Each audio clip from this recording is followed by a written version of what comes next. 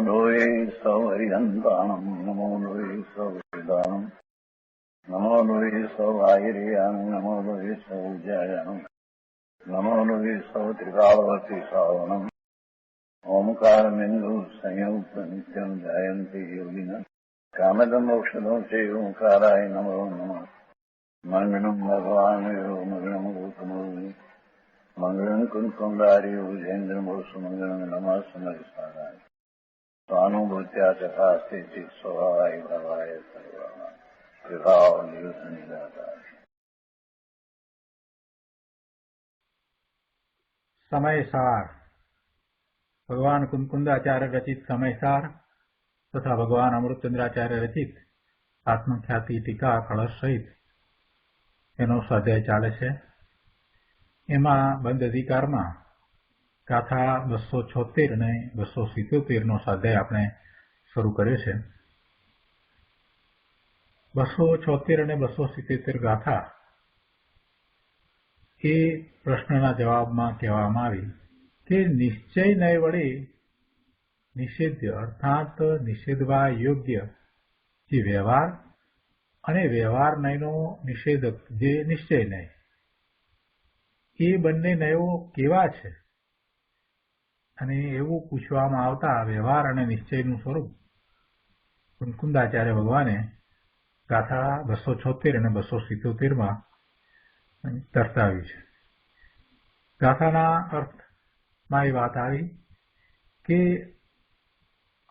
આચારંગ આદિ શાસ્ત્રો તે જ્ઞાન છે, જીવ આદિ તત્વો તે દર્શન છે અને છ જીવનિકાય તે ચારિત્ર છે, એમ એ વ્યવહાર નહીં કર્યો છે.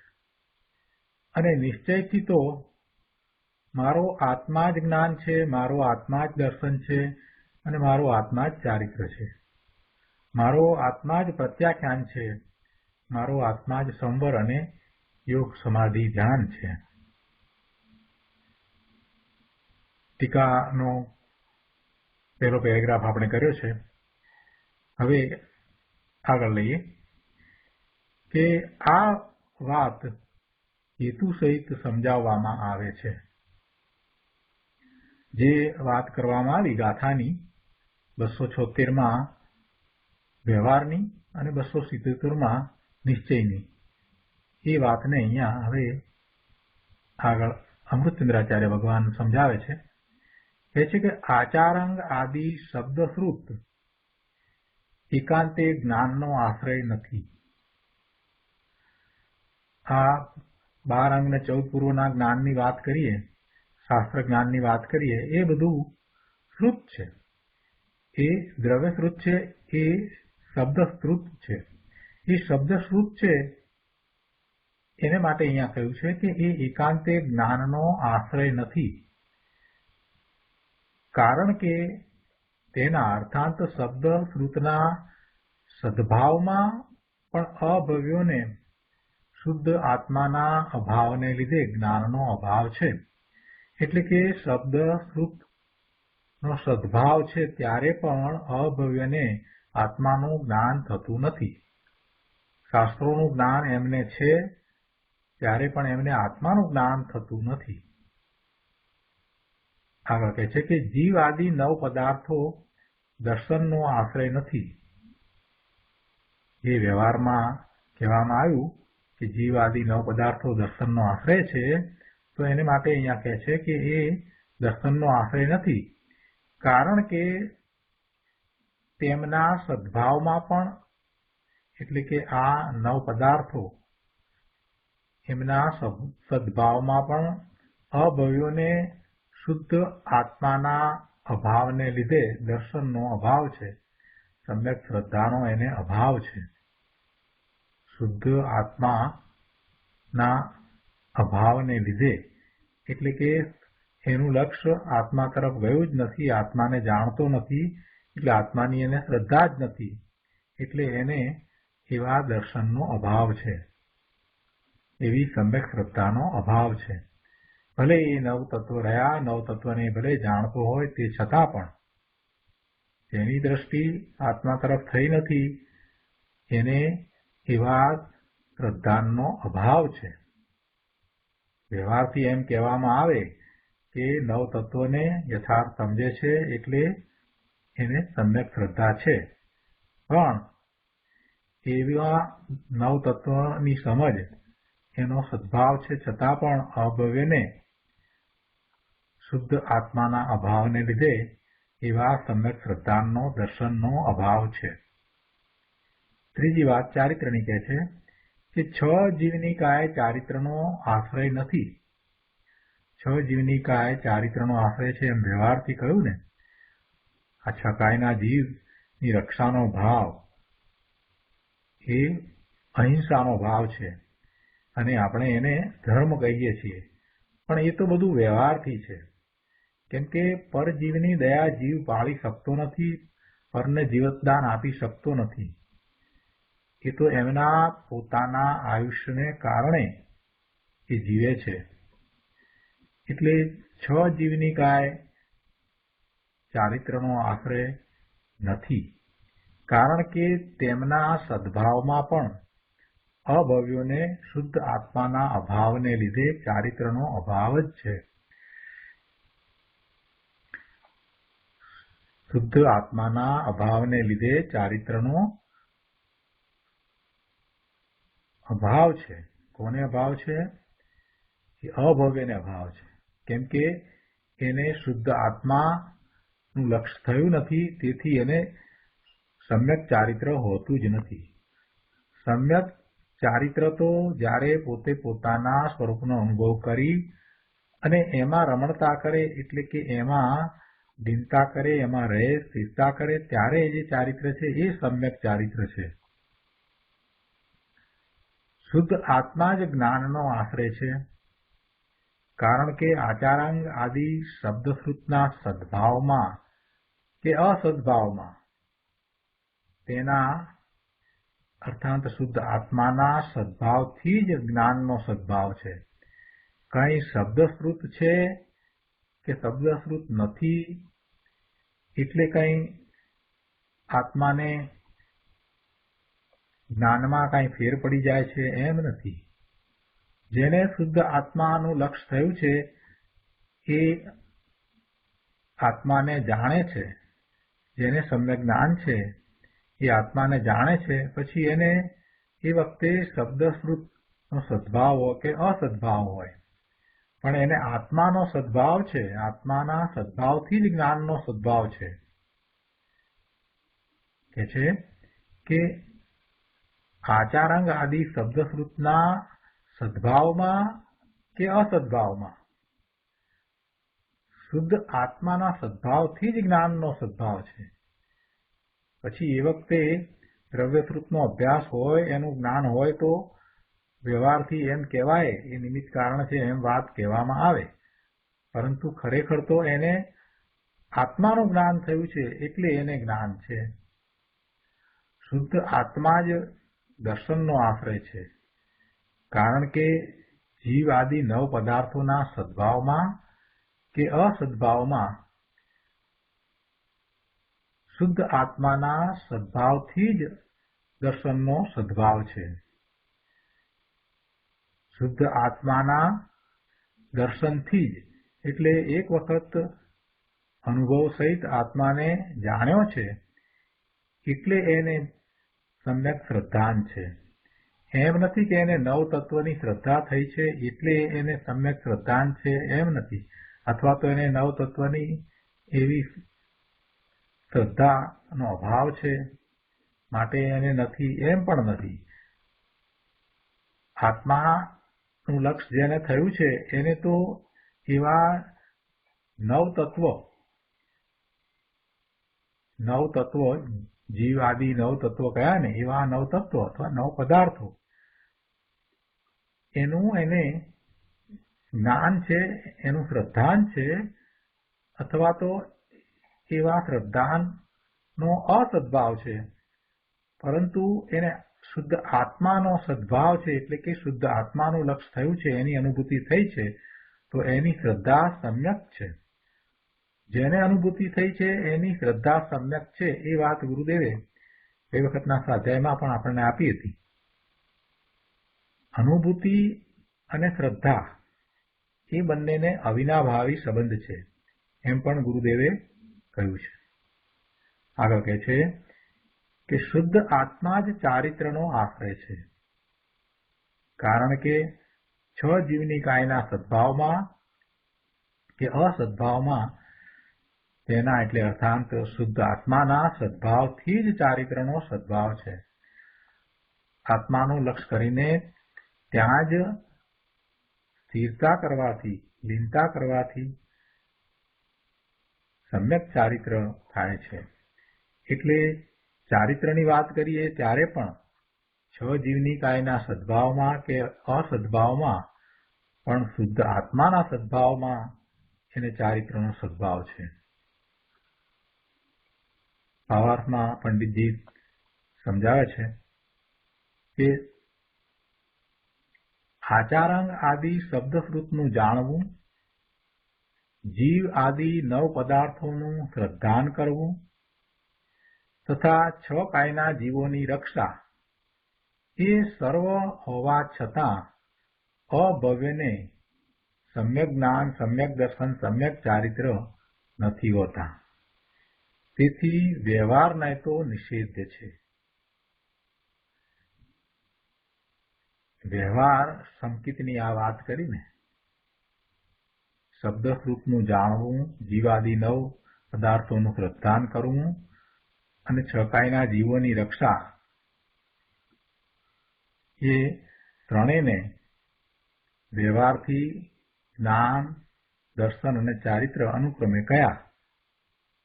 પણ એ ત્રણેય હોવા છતાં, એ સર્વ હોવા છતાં પણ અભવ્યને નિશ્ચયથી જ્ઞાન, દર્શન કે ચારિત્ર નથી. એટલે કે સમ્યક જ્ઞાન, સમ્યક દર્શન, સમ્યક ચારિત્ર નિશ્ચય રૂપ નથી. એટલે જે વ્યવહારથી છે એનો કાંઈ અર્થ રહેતો નથી. તેથી એ વ્યવહારનો નિષેધ કર્યો છે. અને શુદ્ધ આત્મા હોય, શુદ્ધ આત્માનું લક્ષ્ય છે, ત્યાં પછી જ્ઞાન પણ છે, દર્શન પણ છે અને ચારિત્ર પણ છે. તેથી નિશ્ચયને વ્યવહારનો નિષેધક છે, માટે શુદ્ધનય ઉપાદેય કહ્યો છે. આ ગાથા ઉપર પૂજ્ય ગુરુદેવ કાંજી સ્વામીએ ઘણો વિસ્તાર કર્યો છે. આપણે એ વિસ્તારમાંથી આજે થોડો ભાગ લઈએ. પ્રવચન રત્નાકર ભાગ 8મો, પાના નંબર 266, સમયસાર ગાથા 276, 277 ટીકા ઉપરનું પ્રવચન. અહીંયા પહેલી વાત લીધી કે આચારાંગ આદિ શબ્દશ્રુત તે જ્ઞાન છે, કારણ કે તે શબ્દશ્રુત જ્ઞાનનો આશ્રય છે. જીવ આદિ નવ પદાર્થો દર્શન છે, કારણ કે તે નવ પદાર્થો દર્શનનો આશ્રય છે. અને છ જીવનિકાય ચારિત્ર છે, કારણ કે તે છ જીવનિકાય ચારિત્રનો આશ્રય છે. એ પ્રમાણે વ્યવહાર છે. 276મી ગાથામાં આ રીતે વ્યવહાર સમજાવવામાં આવ્યો છે. એને હવે ગુરુદેવ વિસ્તારથી સમજાવે છે. ગુરુદેવ કહે છે કે જુઓ, અહીં આચારાંગ આદિ વિતરાગ સર્વજ્ઞ પરમેશ્વરે કહેલા જૈન દર્શનના શાસ્ત્રોને નિમિત્તપણે લીધા છે. કયા શાસ્ત્રોને લીધા છે? જિનેશ્વર ભગવાનની વાણીમાંથી જે ઉદ્ભવ પામ્યા છે એવા શાસ્ત્રો. વિતરાગ સર્વજ્ઞ પરમેશ્વરે કહેલા જૈન દર્શનના શાસ્ત્રો. જિનેશ્વર ભગવાને તો એ કઈ શાસ્ત્રો લખ્યા નથી.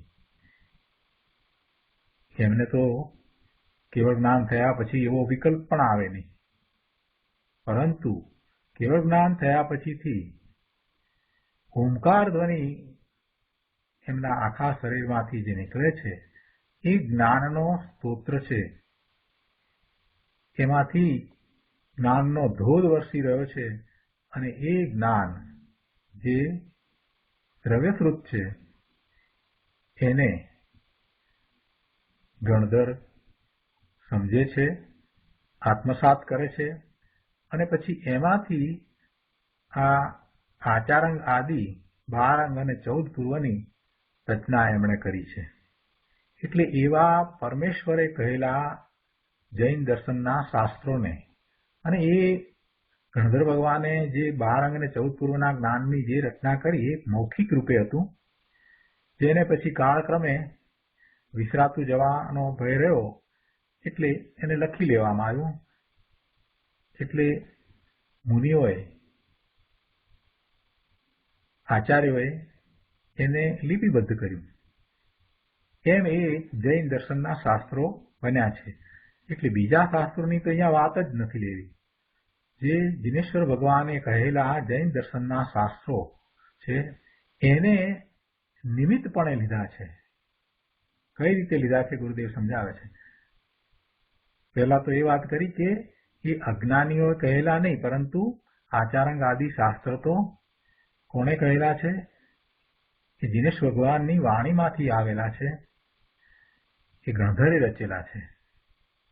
અહીંયા એક વાત પણ સાથે ગુરુદેવે લીધી છે કે આચારંગ આદિ શાસ્ત્ર શ્વેતાંબરમાં છે નહીં, એ તો ફક્ત નામ પાડ્યા છે. આ તો વિતરાગ સર્વજ્ઞ પરમેશ્વરની ઓમકાર ધ્વનિ અનુસાર રચાયેલા શાસ્ત્રોની વાત છે. અને અહીંયા શું કહેવું છે કે એવા આચારંગ આદિ શાસ્ત્રોનું જ્ઞાન છે તે જ્ઞાન વ્યવહાર છે. એ જ્ઞાન વ્યવહાર છે, એ આત્માનું જ્ઞાન નથી. એવા શાસ્ત્રોને જાણવા પણ છે તો એને જ્ઞાન છે એમ કહેવું એ વ્યવહાર છે. શું કહે છે કે આચારંગ આદિ શબ્દશ્રુત તે જ્ઞાન છે. એ શાસ્ત્રોના શબ્દોનું જ્ઞાન તે શબ્દશ્રુત જ્ઞાન કહેવાય છે. કેમ કે તે જ્ઞાનનો આશ્રય, એ જ્ઞાનનો હેતુ નિમિત્ત શબ્દો છે. જે શબ્દશ્રુત જ્ઞાન છે એનો આશ્રય, એનો હેતુ, એનું નિમિત્ત શબ્દો છે. શબ્દોના નિમિત્તે એ જ્ઞાન છે. એમાં શબ્દો સમાયેલા છે. થોડી ઝીણી વાત છે. ગુરુદેવ કહે છે કે એ શબ્દશ્રુત જ્ઞાન કહેવાય છે. એને શબ્દશ્રુત કેમ કહ્યું? કેમ કે એ જ્ઞાનનો આશ્રય, એનો હેતુ અથવા તો એનું નિમિત્ત એ શબ્દો છે. એ આચારંગમાં જે શબ્દો છે એ એવા જ્ઞાનનો હેતુ, એવા જ્ઞાનનું કારણ અથવા તો એવા જ્ઞાનનો આશ્રય છે. આ આચારંગ આદિ શબ્દો છે એ વ્યવહાર જ્ઞાનનો આશ્રય, નિમિત્ત છે. આશ્રય કહો કે નિમિત્ત કહો, કેમ કે એ દ્વારા ખરેખર તો જીવ જ્ઞાની થતો નથી, પણ વ્યવહારથી એ કહેવામાં આવ્યું છે. અને વ્યવહારથી કહેવામાં આવ્યું છે ત્યારે પણ એ શબ્દો છે, એ શબ્દોનો અર્થ છે. એટલે શબ્દને ખરેખર જોઈએ તો શબ્દને એક અપેક્ષાએ શબ્દ બ્રહ્મ કયો છે. અને શબ્દ જે છે એનો અર્થ હોય છે. એ માત્ર કાંઈ કાળા અક્ષર છે કે લાલ અક્ષર છે એમ નહીં, પણ એનો અર્થ હોય છે. એટલે એ શબ્દ વાચક છે અને એનું કોઈ એક વાચ્ય છે. જેમ કે સાકર શબ્દ છે, જે લખેલો વાંચીએ આપણે અથવા તો એ શબ્દ કાન દ્વારા સાંભળીએ તો એ વાંચીએ અથવા સાંભળીએ એમાં કોઈ સાકર પદાર્થ આવી જતો નથી. પણ એ શબ્દ વાંચતા કે સાંભળતા આપણને એ વખતે સ્મૃતિ થાય છે, જ્ઞાન થાય છે કે સાકર, પેલો સફેદ રંગનો મીઠો ગાંગડો, એ સાકર, એવું આપણને જ્ઞાન થાય છે. એટલે સાકર શબ્દ છે એ વાચક છે અને જે સાકરનો ગાંગડો છે એ એનું વાચ્ય છે.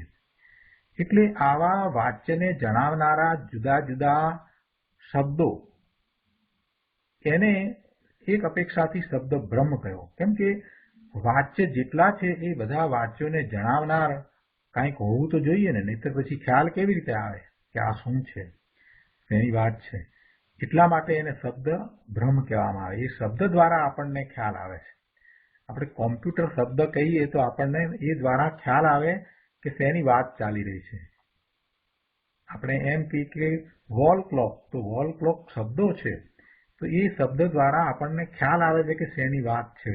પેલી વોલ ક્લોક જે વોલ ઉપર લટકાવેલી હોય છે અને એમાં આપણને સમયનો ખ્યાલ આવે છે, એ બધું આપણને એ શબ્દ દ્વારા ખ્યાલમાં આવે છે. એટલે શબ્દને એ અપેક્ષાથી શબ્દ બ્રહ્મ પણ કહેવામાં આવ્યો છે. પણ એ ખ્યાલમાં આવે છે તો ખરેખર તો એ નિમિત્ત છે. એ વાત અહીંયા ગુરુદેવે સમજાવી છે કે એ આચારંગ આદિમાં જે શબ્દો છે એ શબ્દો એ વ્યવહાર જ્ઞાનનો આશ્રય નિમિત્ત છે. આ જે શ્રુત છે, જે જ્ઞાન છે, જે દિનેશ્વર ભગવાનની વાણીમાંથી આવ્યું છે, જેની રચના ગણધરે કરી છે અને પછી આગળ વધતા એમાંથી આ આચાર્ય ભગવાને શાસ્ત્રો બનાવ્યા છે, એ શબ્દ રૂપે છે. તો એ જે છે એ જ્ઞાન છે, પણ એ જ્ઞાન કેવું છે? એ દ્રવ્યશ્રુત છે. અને એ જ્ઞાનને માટે શબ્દો છે એ નિમિત્ત છે. એ જ્ઞાનમાં એ સાથે રહેલા જે શબ્દો દ્વારા આપણને જ્ઞાન થાય છે એ નિમિત્ત છે. એમ અહીંયા કહેવું છે કે આ આચારંગ આદિ શબ્દો છે એ વ્યવહાર જ્ઞાનનો આશ્રય એટલે કે નિમિત્ત છે. કેમ કે એ જ્ઞાન છે એ તો વ્યવહાર જ્ઞાન છે. શાસ્ત્રના જ્ઞાનને તો વ્યવહાર જ્ઞાન કહ્યું તો પહેલા જ વાત આવી ગઈ. અને એવા વ્યવહાર જ્ઞાનમાં નિમિત્ત તરીકે આ શબ્દો છે. તેથી તેને શબ્દશ્રુત જ્ઞાન વ્યવહારે કહીએ છીએ. જો નાની નાની વાતની બરાબર સમજ આવે તો પછી ઘણા બધા પ્રશ્નોના સમાધાન થઈ જાય. એટલે આ બધું સમજવું પણ ઘણું જરૂરી છે. આપણે કેટલીક વાતો નથી જાણતા એટલે ખોટી વસ્તુનો મહિમા કરીએ છીએ, પણ બધું બરાબર જાણતા હોઈએ તો આપણને સાચી વસ્તુનો મહિમા થાય. એટલે આ રીતે વસ્તુનું સ્વરૂપ જેમ છે તેમ સમજવું જોઈએ. વાચ્ય, વાચક, શબ્દ, શબ્દભ્રમ આ બધી વાતને પણ આપણે સમજવી જોઈએ. કેમ કે એકના એક વાચ્ય માટે અનેક વાચક શબ્દો હોય. ગુજરાતીમાં જુદો શબ્દ હોય, હિન્દીમાં જુદો હોય, ઇંગ્લિશમાં જુદો હોય, મરાઠીમાં જુદો હોય. હવે જુદા જુદા શબ્દો છે અને બધા દ્વારા એક જ વાચ્યનો આપણને ખ્યાલ આવે છે. તો જો બીજી અપેક્ષાથી વિચાર કરીએ તો આપણને એમ થાય કે શબ્દનું શું મહત્વ? વસ્તુનું મહત્વ છે. ગમે તે શબ્દ દ્વારા એને કહેવામાં આવ્યું હોય, પણ છેવટે તો મહત્વ તો વસ્તુનું છે, કે શબ્દનું મહત્વ નથી. આ વાતનો પણ આપણને ખ્યાલ આવે.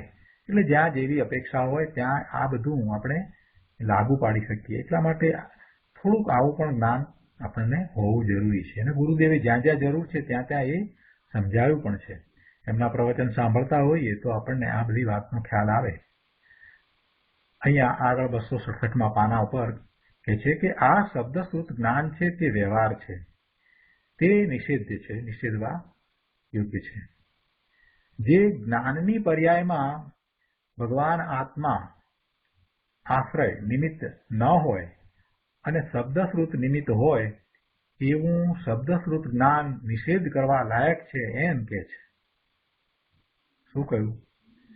બહુ સરસ વાતનું જુદી રીતે મૂકી ગુરુદેવે કે જે જ્ઞાનની પર્યાયમાં ભગવાન આત્મા આશ્રય ન હોય, ભગવાન આત્માનો આશ્રય ન હોય, અથવા તો ભગવાન આત્મા જેમાં નિમિત્ત ન હોય, કે ભગવાન આત્માનું લક્ષ્ય ન થયું. ભગવાન આત્મા એટલે પોતાનું નિજ સ્વરૂપ, પોતાનો આત્મા, જે જ્ઞાન આનંદ સ્વરૂપ ભગવાન આત્મા અંદરમાં પડ્યો છે ને, એનું લક્ષ્ય ન થયું હોય, એનો આશ્રય ન થયો હોય, એ નિમિત્ત તરીકે ન હોય એવું જે જ્ઞાન છે એને ખરેખર તો સમ્યક જ્ઞાન કહેતા નથી. અને આગળ પણ વાત કરી છે કે એવું જ્ઞાન છે કે જેની અંદર એ ભગવાન આત્મા નિમિત્ત ન હોય કે આશ્રય ન હોય અને એને બદલે શબ્દશ્રુત નિમિત્ત હોય, તો એવું એ શબ્દશ્રુત જ્ઞાન નિષેધ કરવા લાયક છે. જો નિષેધ કરવા લાયક છે એમાં જરાક સમજવાનું છે કે નિષેધ કરવા લાયક છે તો પછી આ શાસ્ત્રોની રચના શા માટે કરી? જો આ આખું દ્રવ્યસૂત્ર જો નિષેધ કરવા લાયક જ હોય તો પછી એવી રચના કરવાનું પ્રયોજન શું? એવી રચના કરવાની જરૂર શું ઊભી થઈ? એ આત્મજ્ઞાની સંતો ગણધર કે જેમણે આ રચના કરી એ શું જાણતા ન હતા? એમણે શા માટે આવી રચના કરી? જે આ ભવે મોક્ષે જનાર છે, ચરમ શરીરી છે એવા મહાપુરુષો, ગૌતમ સ્વામી જેવા, જેમણે આ 12 અંગ અને 14 પૂર્વના જ્ઞાનની જે રચના કરી, આચારાંગ આદિની રચના કરી, એ આખું શબ્દશ્રુત, તો એની જરૂર શું હતી? જો એ નિષેધ કરવા યોગ્ય હોય તો પછી પ્રશ્ન થવો જોઈએ ને. પણ અહીંયા એની પાછળનો કહેવાનો આશય શું છે એ જરાક સમજવાનો છે કે એને નિષેધ કરવા યોગ્ય કોની અપેક્ષાએ કહ્યું છે? તો કે નિશ્ચયથી જે પેલું જ્ઞાન છે ને, નિશ્ચયથી કયું જ્ઞાન? આત્માનું જ્ઞાન છે, એની અપેક્ષાએ એ નિષેધવા યોગ્ય છે. એટલે કે એને આશ્રય કરીને જો રહેવાશે તો, શબ્દશ્રુતને આશ્રય કરીને રહેવાશે તો એ આત્માનું જ્ઞાન પ્રગટ નહીં થાય. એટલે એને છોડીને આત્માનું લક્ષ્ય કરીને આત્માનું જ્ઞાન કરવું, એમ કહેવાનો આશય છે.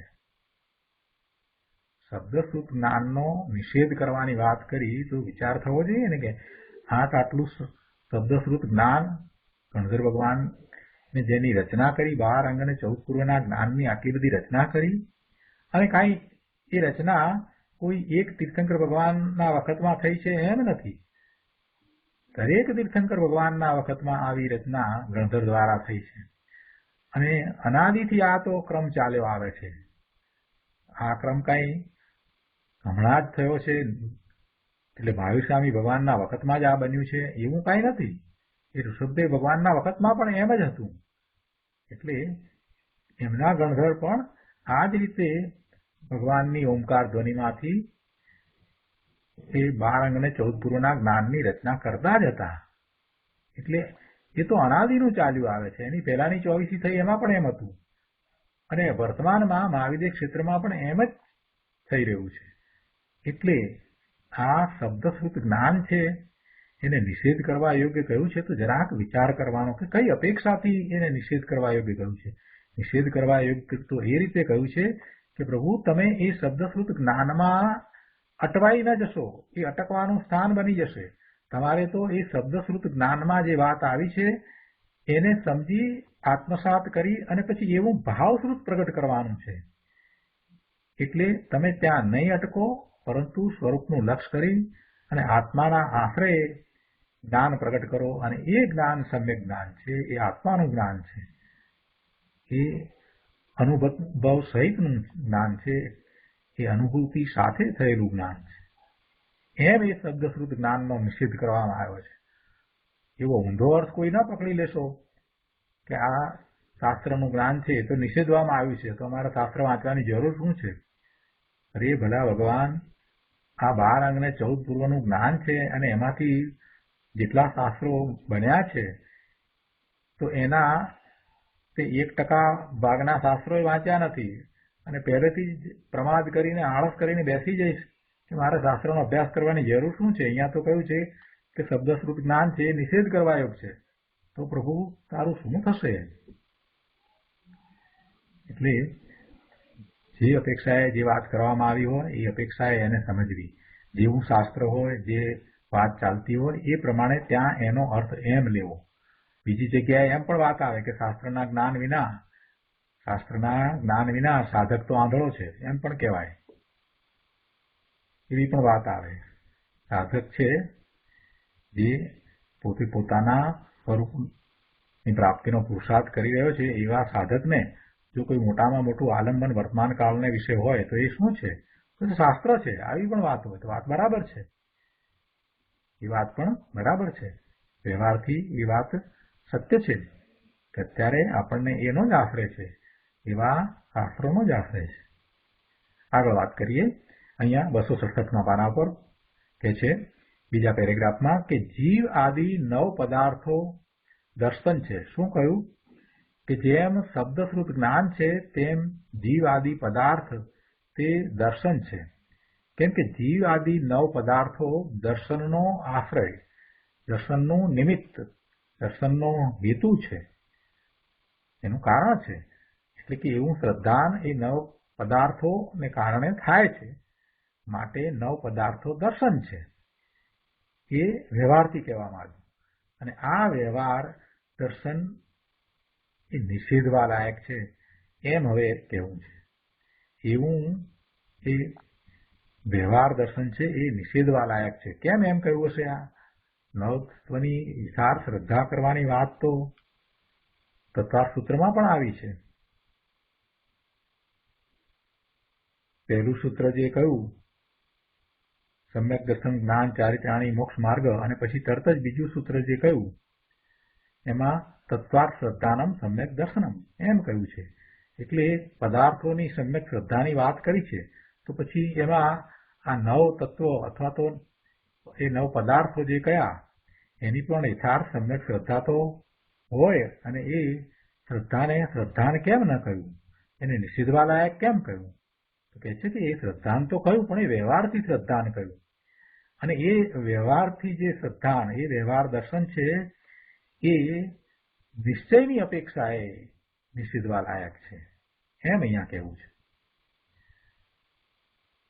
ગુરુદેવ કહે છે કે ભાઈ આમાં હવે પોતાની મતિ કલ્પના ન ચાલે, પણ શાસ્ત્રનો શું અભિપ્રાય છે તે યથાર્થ સમજવું જોઈએ. કુંદકુંદાચાર્ય આદિ આચાર્ય વર્ગોએ નિશ્ચય અંતરંગ વસ્તુ આત્માને બાહ્ય પદાર્થોની સ્પષ્ટ વહેંચણી વિભાગ કરી નાખી છે. એટલે કે આત્મા એક તરફ અને બીજી તરફ બાહ્ય પદાર્થો, એ બેને સ્પષ્ટ કરી દીધા છે, બેને જુદા કરી નાખ્યા છે, એનો વિભાગ પાડી દીધો છે. આ આત્મા અને આ બીજું બધું પર, સ્વ અને પરની સ્પષ્ટ વહેંચણી કરી દીધી છે. એટલે અહીંયા નિશ્ચયની મુખ્યતાથી કથન કયા છે અને નિશ્ચયની મુખ્યતાથી આખી વાત લીધી છે. એટલે એ વ્યવહારને નિષેધ કરવા યોગ્ય કયો છે. અને બંને એને સાથે લઈ અને કહેવામાં આવ્યું. એટલા માટે તો 276 અને 277 ગાથા સાથે લેવામાં આવી. એટલી 270 લીધી હોત તો ચાલત કે ન ચાલત? ના, એમ નહીં. એકલા નિશ્ચયની વાત નથી કરી, વ્યવહારની વાત કરી છે. અને પછી એ કહ્યું છે કે નિશ્ચય અપેક્ષાએ વ્યવહાર છે તે નિષેધ કરવા યોગ્ય છે. એટલે વ્યવહાર પણ પહેલા સમજાયો છે અને પછી જે આદરણીય છે એવા નિશ્ચયને પણ સમજાયો છે. એટલે આ રીતે બરાબર વ્યવહાર નિશ્ચયનું જ્ઞાન કરવું જોઈએ. શ્રદ્ધાન પણ એ રીતે થવું જોઈએ કે જે વાત વ્યવહારથી શ્રદ્ધાન તરીકે કહેવામાં આવી છે એ વાતને નિશ્ચયથી નિષેધમાં આવી છે. આગળ કહે છે કે જીવાદી 9 પદાર્થો કહે છે કે એમાં સંવર નિદ્રા મોક્ષ આવ્યા કે નહીં? આવી ગયા, બરાબર છે. પણ કેવા આવ્યા? સંવર નિદ્રા મોક્ષ આ બધું જે આવ્યું એની અંદર 9 પદાર્થોમાં, તો એ કેવું આવ્યું? એ ભેદવાળું આવ્યું. એટલે કે એની ભેદરૂપ શ્રદ્ધા થઈ. એમાં તો 9 તત્વની એવી ભેદરૂપ શ્રદ્ધા છે, એને વ્યવહારથી સમ્યક દર્શન કહ્યું છે. પણ કોને? કે જેને નિશ્ચય શ્રદ્ધા છે એને, જેને નિશ્ચયથી પોતાના આત્મ સ્વરૂપની શ્રદ્ધા થઈ છે, એવું દર્શન થયું છે, એને પછી આવી વ્યવહાર શ્રદ્ધા, આવું વ્યવહાર સમ્યક દર્શન હોય છે. અહીંયા કહે છે કે એ રીતે એમાં સંવર નિદ્રા મોક્ષ એ બધું આવી ગયું ને, આશ્રવ બંધ બધું આવી ગયું ને. 9 તત્વની વાત કરી એટલે જીવ અજીવ. તો કે છે કે એ આવ્યા, પણ એ કેવા? તો કે ભેદવાળા આવ્યા ને. તેથી તે વ્યવહાર સમ્યક દર્શન છે. એ વ્યવહાર સમ્યક દર્શન છે, નિશ્ચય નહીં. કારણ કે તે 9 પદાર્થો દર્શનનો આશ્રય છે. વ્યવહાર શ્રદ્ધાન, વ્યવહાર સંકિતનું 9 પદાર્થનું નિમિત્ત એટલે આશ્રય, હેતુ કારણ છે. માટે 9 પદાર્થ વ્યવહારે દર્શન છે. આવી વાત છે. આ વાત કરી એટલે કોઈએ કહ્યું કે આ વ્યવહારે દર્શન કરવું, તો પછી તત્વાર સૂત્રમાં ઉમા સ્વાતીજી ભગવાને આજે બીજું સૂત્ર આપ્યું કે તત્વાર શ્રદ્ધાનમ સમ્યક દર્શનમ એમ કહેવામાં આવ્યું છે ને. તો શું પછી શું સમજવું? ગુરુદેવ કહે છે કે હા, ત્યાં એ નિશ્ચય સંકિતની વાત છે. નવ ભેદ રૂપ પદાર્થોની ભિન્ન શુદ્ધનયના બળ વડે પ્રાપ્ત અભેદ એક રૂપ જ્ઞાયક ભાવ માત્ર વસ્તુ આત્માનું શ્રદ્ધાન તે સમ્યક દર્શન એમ નિશ્ચય સમ્યક દર્શનની ત્યાં વાત છે. તત્વાર્થ શ્રદ્ધાનમ સમ્યક દર્શનમ એમ જે કહેવામાં આવ્યું છે ત્યાં તત્વોની એટલે પદાર્થોની શ્રદ્ધા, કેવી શ્રદ્ધા? જે પદાર્થ છે તેમ. તત્વાર્થ એમાં અર્થ એટલે પદાર્થો અને તત્ની સાથે તત્ જે છે એ શબ્દ છે એની સાથે યત શબ્દ એમાં અધ્યાર રહેલો છે. યત એટલે કે જેવી અને તત્ એટલે તેવી, એટલે કે પદાર્થો જેવા છે તેવી પદાર્થોની શ્રદ્ધા એને સમ્યક દર્શન કહેવામાં આવ્યું છે, એટલે કે એને સાચી શ્રદ્ધા કહેવામાં આવી છે. પણ હવે સાચી શ્રદ્ધા કોણ નક્કી કરશે? યત અને તત્વ બેની આપણે વાત કરી કે જેમ છે પદાર્થ તેમ તેવી શ્રદ્ધા, એટલે પછી એ શ્રદ્ધા કઈ રીતે નક્કી કરવી? એ કે આ સાચી કે ખોટી એનો નિર્ણય કઈ રીતે થાય? તો કે જીનેશ્વર ભગવાને જેમ કહ્યું છે એમ જો સ્વીકારવામાં આવે તો યથાર્થ શ્રદ્ધા થાય, તો પદાર્થોનું યથાર્થ શ્રદ્ધાન થાય. અને એવા શ્રદ્ધાનને પદાર્થોના યથાર્થ શ્રદ્ધાન, યથાર્થ શબ્દમાં જીનેશ્વર ભગવાને જેમ કહ્યું છે એમ જો શ્રદ્ધાન હોય તો એવા સમ્યક્ત્વને નિશ્ચય સમ્યક્ત્વ કહેવામાં આવે. અને ત્યાં એ નિશ્ચય સંકિત લેવું, આ વાત ગુરુદેવે ઘણા પ્રવચનમાં કરી છે, ઘણી વખત વાત એ કરી છે કે ત્યાં આપણે નિશ્ચય સંકિતને સમજવાનું છે. એમાંથી આપણે નિશ્ચય સંકિતને કાઢવાનું છે બહાર. કેવી રીતે કાઢવાનું છે એ અર્થ કરવાની રીત પણ ગુરુદેવે સમજાવી છે. એમ કહ્યું છે કે નવ તત્વની શ્રદ્ધા તમે કરો છો તો એમાં જીવ તત્વ કરતા બીજા બાકીના 8 તત્વ છે ને, તો જીવ તત્વને તમે આશ્રવ સાથે લેશો, બેને ભેળવી દેશો તો પછી 8 રહેશે નહીં. એ જીવ સિવાય બીજા 8 રહેશે નહીં. એટલે કે 9 તત્વો પછી 9 રૂપે રહી શકશે નહીં. 9 તરીકે સિદ્ધ થવા જોઈએ ને. તો 9 ક્યારે રહે? કે બધા જુદા રહે તો. એટલે એનો અર્થ એ થયો કે જે જીવ તત્વ છે એની અંદર એ આશ્રવ પણ નથી, પુણ્ય નથી, પાપ નથી, બંધ નથી, સંવર નિજરા મોક્ષ નથી, એ એક પણ નથી, મોક્ષ પણ નથી. હા પ્રભુ, મોક્ષનો પ્રશ્ન ક્યારે આવે? મોક્ષ તો પર્યાય છે. બંધ છે તો પછી મોક્ષનો પ્રશ્ન આવે. અહીંયા તો જીવને એનાથી બધાથી જુદો લીધો છે. એ બંધરૂપ નથી તો પછી મોક્ષ રૂપનો સવાલ જ ઉત્પન્ન થતો નથી. એ બધી પર્યાય છે, અને એ પર્યાય જીવની પર્યાય છે. એમાં જીવને પર સાથેના સંબંધનો સદભાવ કે પર સાથેના સંબંધનો અભાવ રહેલો છે, એવી એ પર્યાય છે. એટલે એ બધું જીવથી જુદું છે. તો એવો જીવ, એવો શુદ્ધ જીવ, એનો વિચાર કરવાનો છે. એવા શુદ્ધ જીવનો વિચાર કરીએ, એને માનીએ, એની શ્રદ્ધા કરીએ. પૂતગલની શ્રદ્ધા હોય તો પૂતગલની શ્રદ્ધા પણ એ રીતે જ હોય. અજીવની શ્રદ્ધામાં 5 અજીવ છે, એમાં એક પૂતગલ છે, તો પૂતગલનું શ્રદ્ધાન એવી રીતે જ હોય. પૂતગલના સ્કંદ જે છે એની જુદી જુદી રચનાઓ જોઈ અને પછી આપણે એમાં એનો અર્થ કરીએ, એનો મિનિંગ કરીએ કે આ કોમ્પ્યુટર કહેવાય ને, આ ઘડિયાળ કહેવાય ને, આ દેશ કહેવાય ને, આ પેન કહેવાય. તો ના, એ શ્રદ્ધાન આપણું ખોટું છે. પૂતગલ જ છે. કેમ કે પૂતગલના સ્કંદ તરફ લક્ષ જશે તો જુદી જુદી રચનાઓ જોઈશું આપણે. એટલે કે દ્રષ્ટિ પર્યાય તરફ જશે, અને પર્યાય તરફ દ્રષ્ટિ જતા, પર્યાયનું લક્ષ થતા તો પછી સમ્યક દર્શન થશે જ નહીં. દ્રવ્યના આશ્રય એ સમ્યક દર્શન થાય છે. દ્રવ્ય દ્રષ્ટિ કરતા સમ્યક દર્શન છે.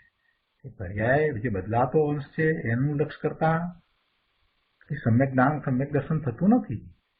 એટલે એ જે દર્શનની વાત કરવામાં આવી છે, જે શ્રદ્ધાની વાત કરવામાં આવી છે, જ્ઞાન સમ્યક હોય તો સમ્યક શ્રદ્ધાન હોય. ત્યાં પછી જ્ઞાન પણ એ રીતે થવું જોઈએ ને. પદાર્થોનું જ્ઞાન એવી રીતે થવું જોઈએ ને. પદાર્થોમાં આ પૂતગળ છે તો પૂતગળને પૂતગળ તરીકે જ જાણવો જોઈએ, અને એવો જ પછી શ્રદ્ધવો જોઈએ કે ના, એ પૂતગળ જ છે. આ તો જરાક કંઈક નવી વસ્તુ આવી એટલે એમાં મોહિત થઈ જાય. કહો તમે જોયું હવે આ નવું કોમ્પ્યુટર આવ્યું, I7 અને કે હવે એનાથી પણ આગળ હજી તો આવશે આમ તેમ. અરે ભલા ભગવાન, બધું પૂતગળ છે. પૂતગળની રચનામાં આટલો બધો શું રાગી થઈ રહ્યો છે, એમાં શું રુચિ કરી રહ્યો છે તો છેવટે પૂતગળ કે બીજું કાંઈ. જ્યાં સુધી એવી દ્રષ્ટિ નહીં થાય ત્યાં સુધી એ બારમાં ને બારમાં જ રાચી રહેશે. પર્યાયની દ્રષ્ટિ છે ને, પર્યાય તરફનું લક્ષ છે, એ જ આપણને અનાદિનું પડ્યું છે માટે નડે છે. પર્યાયનું લક્ષ છોડીને દ્રવ્યનું લક્ષ કરવાનું છે, દ્રવ્ય દ્રષ્ટિ કરવાની છે. આવું પર્યાયનું લક્ષ છોડવાનું છે. આ તો તત્વાર્થ શ્રદ્ધાની વાત આવી એટલે ગુરુદેવે પ્રવચનમાં જે ઘણી વાર આ બધી વાત કરી છે એનું સ્મરણ થયું કે વાત કરી છે. શું અહીંયા કહે છે? ગુરુદેવ કહે છે કે હા, ત્યાં એ નિશ્ચય સંકિતની વાત છે. 9 ભેદરૂપ પદાર્થોની ભિન્ન શુદ્ધ નયના બળ વડે પ્રાપ્ત અભેદ એકરૂપ જ્ઞાયક ભાવ માત્ર વસ્તુ આત્માનું શ્રદ્ધાન. પેલી ભેદરૂપ શ્રદ્ધા જે છે ને, જુદા જુદા જુદા એવું નહીં, પણ એને જાણવા વાળું એક અભેદ જ્ઞાયક સ્વરૂપ એવા આત્માનું શ્રદ્ધાન, તે સમ્યક દર્શન. એમ નિશ્ચય સમ્યક દર્શનની ત્યાં વાત છે. ગુરુદેવ પાસેથી આ વિષય પણ બહુ સારી રીતે સમજવા જેવો છે.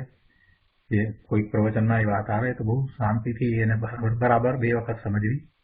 અહીંયા આગળ કહે છે કે જીવાશ્રવ બંધ સંવર નિજરા મોક્ષાત તત્વમ એમ સૂત્રમાં તત્વર્થોનું કથન કરતા એક વચન છે ને, એનો આશય જ આ છે કે 9 ભેદ નહીં પણ 9 ભેદની પાછળ છુપાયેલ અભેદ એક જ્ઞાયક જ્યોતિ સ્વરૂપ આત્માનું દર્શન, તે સમ્યક દર્શન છે. એ નિશ્ચય શ્રદ્ધાન પ્રગટ થતા જે 9 ભેદરૂપ પદાર્થ છે તે જાણવા લાયક રહી જાય છે, પણ શ્રદ્ધાન તો એકનું એટલે શુદ્ધ આત્માનું જ છે. આવી વાત છે. પેલું બધું જાણવા લાયક રહી ગયું એ બધું પર્યાયરૂપ છે, એ રીતે વાત રહી ગઈ. અને એમાં જ્ઞાન તો જેને એ પર્યાય લાગુ પડે છે એવા ભગવાન આત્માનું જ છે. જેની એ પર્યાયો આપણે માનીને બેઠા છીએ એવા એ ભગવાન આત્માનું જ્ઞાન છે. અને એમાં એ જે આત્માનું જ્ઞાન છે એ એવા પર્યાય વિનાના શુદ્ધ આત્માનું જ્ઞાન છે, એમ અહીંયા કહેવું છે. એટલે ગુરુદેવ અહીંયા કહે છે કે એ 9 ભેદ રૂપ પદાર્થ છે તે જાણવા લાયક રહી જાય છે. એ તો રહી ગયા, પણ એટલે એ રહી ગયા એટલે એનું શ્રદ્ધાન નહીં, પણ શ્રદ્ધાન તો એક શુદ્ધ આત્માનું જ છે. જો શબ્દ મહત્વનો છે. અહીં તો 9 ભેદ જે છે તે 9 પદાર્થો કહેવા છે ને, એક આત્મા નહીં પણ જીવ આદિ 9 પદાર્થો દર્શન છે એમ કીધું ને, એ વ્યવહાર સમ્યક દર્શન છે. કેમ કે તેનો એ દર્શનનો આશ્રય નિમિત્ત ભેદરૂપ 9 પદાર્થો છે, એટલે એ વ્યવહાર સમ્યક દર્શન કહ્યું. અને વ્યવહાર સંકિતનો વિષય છે, એ વ્યવહાર સંકિતનો વિષય કહો, એનો આશ્રય કે હેતુ કે એનો આધાર છે એ આ 9 તત્વો 9 પદાર્થો કહ્યા છે તે છે. એટલે એવી જે શ્રદ્ધા છે એ શ્રદ્ધા વ્યવહાર શ્રદ્ધા, એ શ્રદ્ધાનો નિષેધ કરવામાં આવ્યો છે, એને છોડવા લાયક કહી છે. વ્યવહાર શ્રદ્ધાને છોડવા લાયક કહી છે. કોની અપેક્ષાએ? નિશ્ચય શ્રદ્ધાની અપેક્ષાએ એ શ્રદ્ધાને છોડવા લાયક કહી છે. આ બધી વાત આવી એટલે કોઈએ પૂછ્યું કે તો પછી લોકો વ્યવહારનો મહિમા કરે છે ને, કે વ્યવહાર ને નિશ્ચય બંને બરાબર હોવા જોઈએ, આવી બધી વાતો કરે છે ને. સમજ્યા ન હોય ને એટલે પછી એવી વાત થાય. વ્યવહાર ને નિશ્ચયને બરાબર સમજવાના છે, વ્યવહારને વ્યવહાર તરીકે સમજવાનો છે. એ વ્યવહાર વ્યવહાર જ છે. એને વ્યવહારને નિશ્ચય બનાવવાનો પ્રયત્ન ન કરવો, વ્યવહારને નિશ્ચય બનાવવાનો પ્રયત્ન ન કરવો. મોટાભાગના લોકો વ્યવહારના પક્ષવાળા છે ને, એ વ્યવહારને નિશ્ચય બનાવવા તરફડી રહ્યા છે.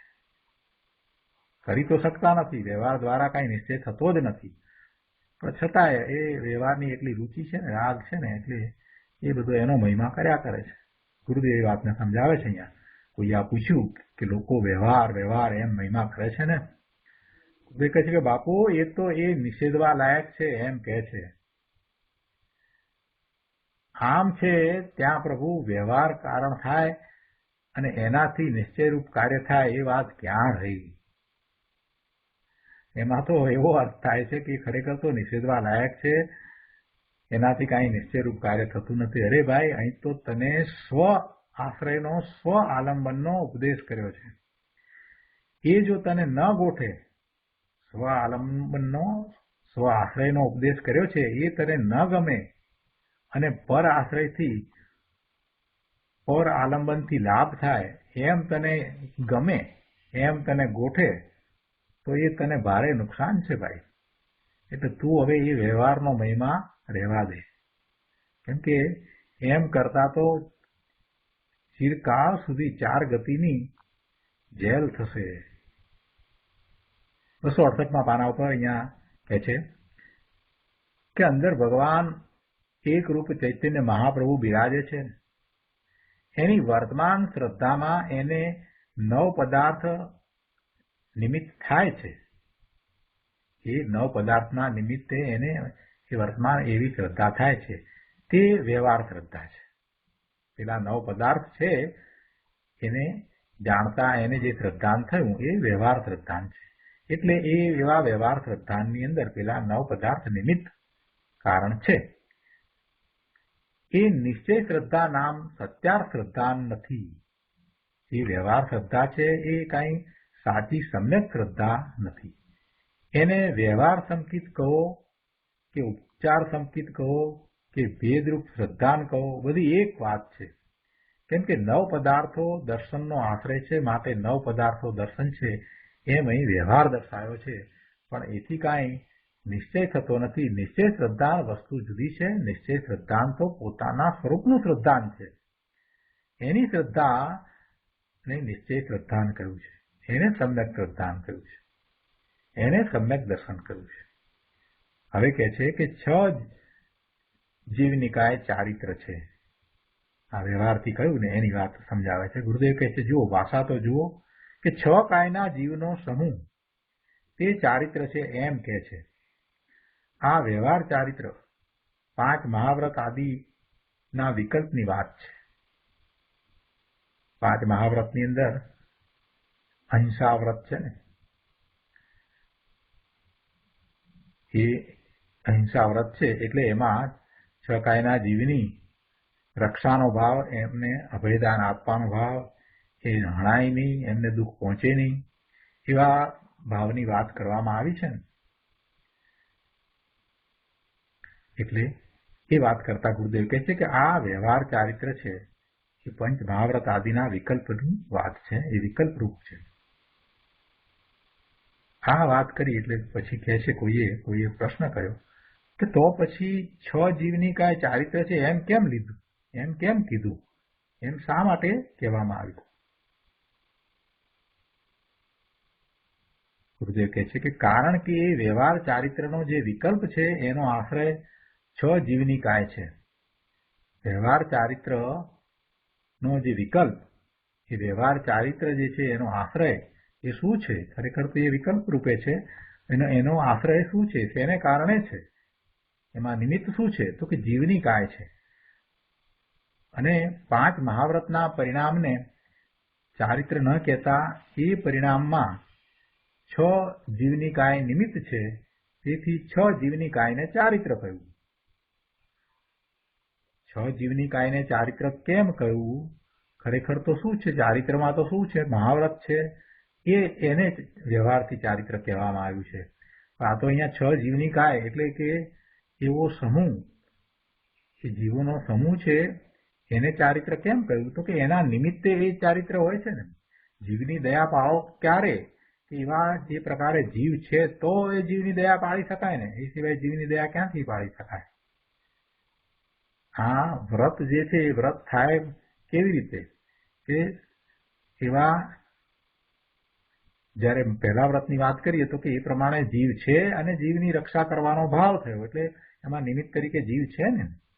એટલે એ છે તો એવું વ્યવહાર ચારિત્ર શક્ય છે. એ જ રીતે બીજા વ્રતનો પણ વિચાર કરીએ તો એમાં પણ એમ જ છે કે આ શરીર છે ને, અને શરીરના નિમિત્તે પછી ઉપવાસ આદિ થાય છે. એ બધી જે તપની ક્રિયાઓ જે થાય છે, એ બાહ્ય તપ જે કહ્યું છે, એ બધું કઈ રીતે થાય છે? તો કે શરીરના નિમિત્તે થાય છે. એમાં આત્માને તો કાંઈ ખાવું નથી. આત્મા ક્યાં ખાય છે? ભાવ થાય છે. પણ એમાં ભાવ ક્યારે થાય છે? કે સામે ખોરાક પણ છે અને આ શરીર પણ છે, ત્યારે એ થાય છે. એટલે એવી રીતે અહીંયા આ જે 6 જીવની કાય છે એના નિમિત્તે એવું એના 6 જીવની કાયનું એટલે એમની રક્ષાનું ભાવરૂપ ચારિત્ર હોય છે, અને એને વ્યવહાર ચારિત્ર કહ્યું છે.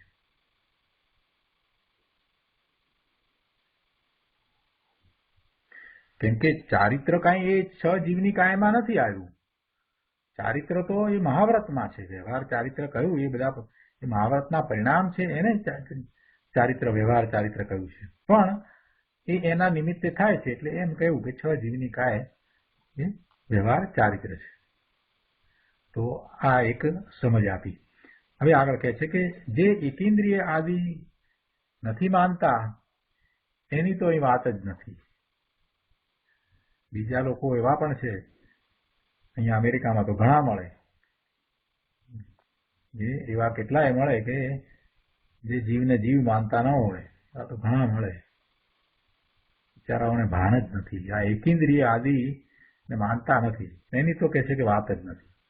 પણ આ તો નિગોદ સહિત એકેન્દ્રિય આદિ અનંતા અનંત 6 કાયના જીવ છે એમ માને છે. કોણ માને છે? જૈન માને છે. નિગોદને તો કોણ માને છે? બીજું તો કોઈ માનતું નથી. દિનેશ્વર ભગવાનની વાણીમાં આ વાત આવી છે, એટલે જૈનો એ નિગોદને માને છે. બીજા તો કોઈ નિગોદને માનતા નથી. નિગોદ વિશેની કલ્પના પણ એમને નથી કે નિગોદમાં કઈ રીતે જીવ છે. એટલે કે છે કે અહીંયા તો આ નિગોદ સહિત એકેન્દ્રિય આદિ અનંતા અનંત 6 કાયના જીવ છે એમ માને છે, એની વાત કરી છે. અને પછી એ કહે છે કે છે એ પ્રમાણે જીવ છે એ 6 જીવની કાય ચારિત્ર છે. કેમ ચારિત્ર છે એનું કારણ સમજાયું કે એનું નિમિત્ત પામીને એમની રક્ષાનો ભાવ આવે છે, એટલે એને જ પછી 6 જીવની કાયને જ ચારિત્ર કહી દીધું. કારણ કે એનું વલણ 6 કાયના જીવની અહિંસા, એની રક્ષા ઉપર છે, એવું એનું વલણ છે, એવા એના પરિણામ છે. એ પહેલા વ્રત એટલે અહિંસા વ્રતના પરિણામ છે. 6 જીવની કાયની અહિંસામાં તો એક અહિંસા મહાવ્રત જ આવ્યું ને. કોઈએ પ્રશ્ન કર્યો, એમાં તો એક અહિંસા વ્રત જ આવ્યું, પણ આ તો 5 મહાવ્રતની વાત આપ તો આ કરતા હતા ને. બુદ્ધે કહે છે કે હા, પણ એક અહિંસા મહાવ્રતમાં બીજા 4 સમાઈ જાય છે. બીજા 4 વ્રતો છે તે અહિંસાની વાળો છે. અહિંસા વ્રત પૂર્ણપણે, અહિંસાનું વ્રત પૂર્ણપણે પાળવું હોય તો તમારે 12 વ્રત ને બરાબર પાળવા પડે. એ સિવાય પૂર્ણપણે અહિંસાનું વ્રત પાળી શકાય નહીં. માત્ર એકલું અહિંસા વ્રત પાળીએ અને બીજા નહીં, તો એ પૂર્ણપણે જેમ પાળવું જોઈએ એમ પાળી શકાશે નહીં. એ અહિંસા વ્રત માટે બીજા વ્રત પણ જરૂરી છે. એટલે અહીંયા કહ્યું કે આ બીજા 5 મહાવ્રતમાં બાકી 4 વ્રત છે એ અહિંસાની વાળો છે. એ અહિંસા મહાવ્રતમાં આવી જાય છે. તેથી અહીં 6 જીવની કાયની અહિંસાની એક જ વાત લીધી છે. આ પ્રમાણે 6 જીવની કાય ચારિત્ર છે એમ વ્યવહાર ચારિત્ર કહ્યું છે. હવે આ રીતે વ્યવહાર ચારિત્ર ગુરુદેવે ઘણું સમજાવ્યું, ઘણો એનો વિસ્તાર કર્યો, અને હવે નિશ્ચયની વાત કરે છે. આજનો સાથે આપણે અહીંયા સુધી રાખીએ છીએ. હવે નિશ્ચયની વાત આવતી વખતે આપણે લઈશું. હવે સુખધામ બોલીએ. સુખધામ અનંત સુસંત ચરી દીનદાસ રહે તદ જ્ઞાન મહી પ્રકાંતિ અનંત સુધામય છે પ્રણમો પદતે વરતે જયતે પ્રણમો પદતે